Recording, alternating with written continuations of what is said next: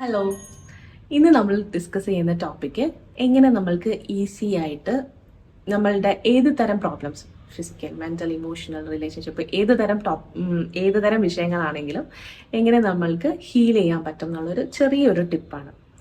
Almost എല്ലാവരും ഇത് practice ചെയ്തിട്ടുള്ളൊരു കാര്യമാണ്. എങ്കിലും ഒരിക്കൽ കൂടെ ഒരു വൈറ്റ് പേപ്പർ എടുക്കുക.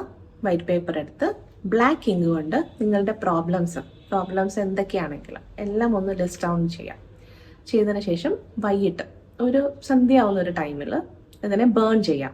ബേൺ ചെയ്യുന്ന ടൈമിൽ നമ്മൾ ചെയ്യുന്ന ഒരു അഫർമേഷൻ ഉണ്ട്, അതൊന്ന് ഓർത്ത് വെക്കുക.